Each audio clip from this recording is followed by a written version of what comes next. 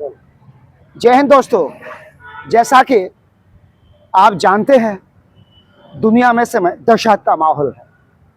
Middle east conflict के चलते दुनिया की अर्थव्यवस्था रसातल में जाती हुई दिखाई देती है। एक तरफ ईरान घुटने टेकने को तैयार नहीं है, और दूसरी तरफ अमेरिकी राष्ट्रपति डोनाल्ड ट्रंप लगातार दावा करते हुए दिखाई दे रहे हैं। और आज सुबह, बुधवार की सुबह, उन्होंने प्रेस कॉन्फ्रेंस की और स्पष्ट कर दिया कि वह किसी भी कीमत पर ईरान को जब तक नहीं छोड़ेंगे तब तक वह घुटने पर नहीं आ जाता है। यह वह कई बार कह चुके हैं। दिन में 10 बार बयान बदलते हैं और फिर अगले दिन नई प्रक्रियाएं शुरू हो जाती हैं। इस समय ईरान तो फंसा ही हुआ है।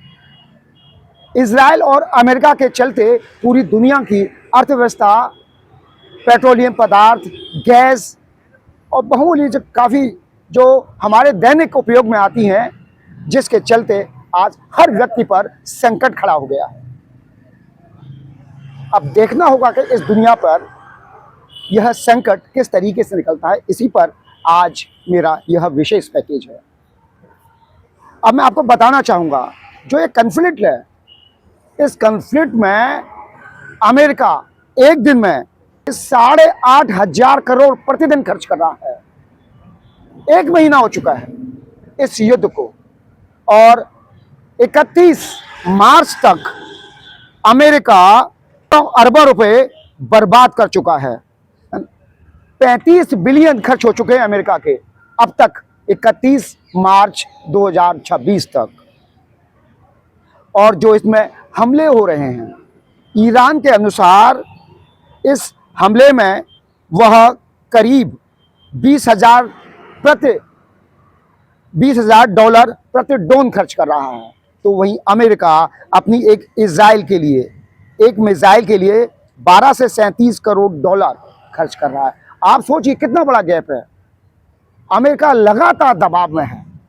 जनता के साथ साथ जो दूसरी राष्ट्र हैं, उनका भी दबाव अब अमेरिका पर बढ़ता हुआ दिखाई दे रहा है।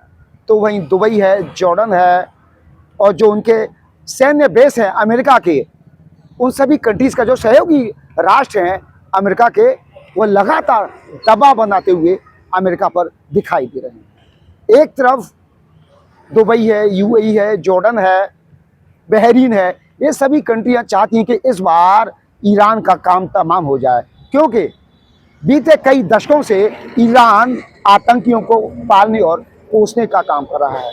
वो अब इससे ऊब चुके हैं। इसलिए ये सभी राष्ट्र जो अमेरिका के सहयोगी हैं, वो सब यही चाहते हैं कि इस बार मामले का पटाक्षेप हो जाना चाहिए, ईरान को हर तरीके से बर्बाद कर देना चाहिए। लेकिन ईरान है कि मानता ही नहीं। अंदर खाने की बात यह है कि चीन और रूस लगातार उसका हर तरीके से सहयोग करते हुए दिखाई दे रहे हैं। जहां अमेरिकी राष्ट्रपति यह कहते हुए नहीं थके, और बुधवार की सुबह जो उन्होंने प्रेस कॉन्फ्रेंस की, उन्होंने भी उस दिन भी उन्होंने यही कहा, यानी आज बुधवार की सुबह, कि ईरान के पास अब गोला बारूद, ड्रोन, मिसाइल्स खत्म हो चुके हैं। लेकिन फिर इस बयान के बाद ईरान ने जमकर बमबारी की। जितने भी अमेरिका के सहयोगी राष्ट्र हैं, उनके सैन्य अड्डों पर दबाकर जब मिसाइल्स दागी हैं, और इजराइल का हर शहर क्लस्टर बम के चलते छलनी छल्ली कर दिया है। आज पूरा इजराइल दहशत में है। इजराइल के साथ यूएई, दुबई, बहरीन, जॉर्डन, तो ये तमाम जो कंट्रीज है मिडिल ईस्ट की, वह सब इस समय दहशत के माहौल में जी रही हैं। इस युद्ध के चलते भारत के साथ साथ पूरी दुनिया की अर्थव्यवस्था डगमगाने लगी है। शेयर मार्केट लगातार खत्म होता, मतलब नीचे आता हुआ दिखाई दे रहा है। और 1 महीने के अंदर करीब, विशेषज्ञों का कहना है कि 30% तक की गिरावट दर्ज की गई है। तो अमेरिका का जो बाजार है वह दूसरी तरफ इशारा करता है, बूम करता हुआ दिखाई दे रहा है। और भारत की बात करें तो डॉलर के मुकाबले रुपया लगातार गिरावट करता हुआ दिखाई दे रहा है, जिससे भारतीय अर्थव्यवस्था चरमराती हुई दिखाई दे रही है। कहीं ना कहीं मिडिल ईस्ट कॉन्फ्लिक्ट का असर आम आदमी पर भी, आम आदमी की जेब पर भी पड़ता हुआ दिखाई दे रहा है। अगर मानिए आपके घर में लाइट नहीं है, आपके घर में गैस नहीं है, आपके घर में और कोई सामान भी नहीं है, तो आप समझिए कि आपका घर का भोजन कैसे बनेगा, गृहिणियां भोजन कैसे बनाएंगी, रोशनी नहीं है तो अन्य काम कैसे होंगे। यानी कि मिडिल ईस्ट कॉन्फ्लिक्ट का असर दुनिया के हर व्यक्ति पर पड़ता हुआ दिखाई दे रहा है। ईरान की अर्थव्यवस्था तो पहले से ही चौपट थी, लेकिन दुनिया की अर्थव्यवस्था सही दिशा में चल रही थी। लेकिन अब महंगाई के चलते, मिडिल ईस्ट कॉन्फ्लिक्ट के चलते महंगाई कई राष्ट्रों के अंदर 100 गुना तक बढ़ गई। इतना असर है।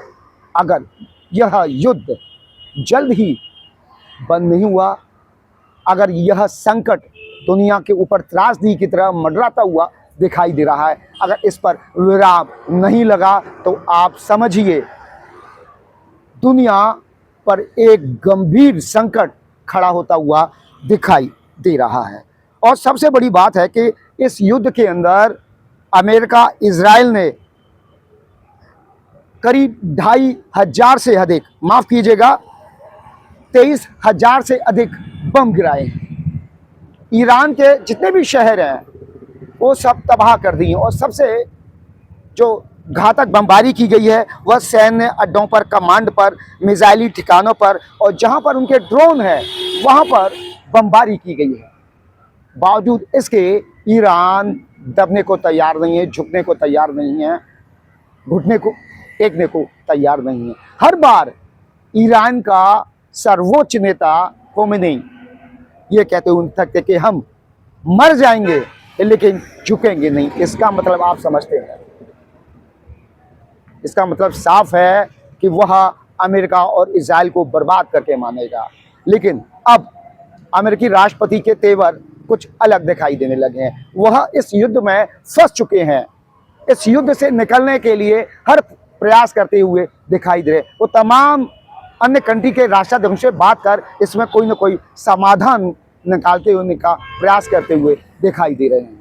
लेकिन ईरान के राष्ट्रपति ने साफ कर दिया है कि जब तक वह ईरान की सभी शर्तों को नहीं मानेगा, तब तक इस युद्ध पर संकट यूं ही बरकरार रहेगा।